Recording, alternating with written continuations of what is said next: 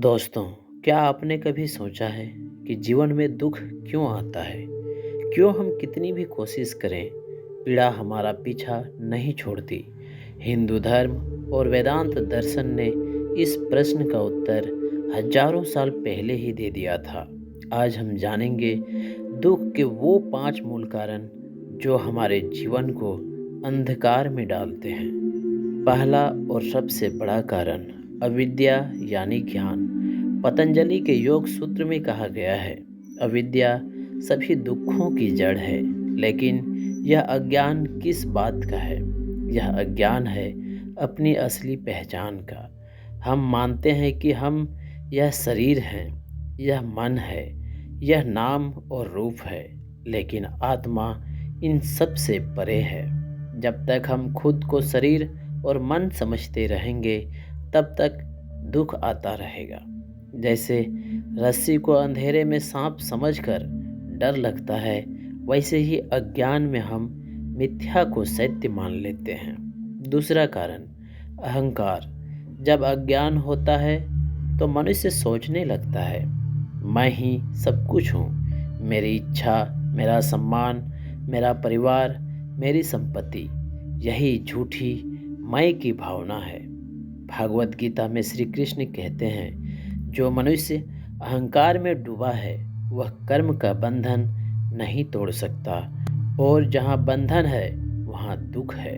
अहंकार हमें दूसरों से अलग करता है, प्रतिस्पर्धा में धकेलता है, और जब अहंकार को चोट लगती है तो मन टूट जाता है। तीसरा कारण राग यानी किसी चीज या व्यक्ति से अत्यधिक लगाव।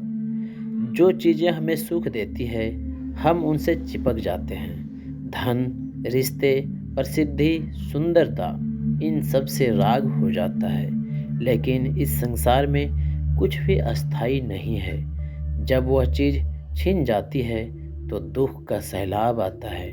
गीता में कहा गया है, जो इच्छाओं का त्याग कर देता है वही सच्चे सुख को पाता है। राग ही वह जंजीर है जो आत्मा को बांधे रखती है। चौथा कारण द्वेष यानी किसी से नफरत, ईर्ष्या या क्रोध। जैसे राग सुख से जोड़ता है, वैसे ही द्वेष दुख से जोड़ता है।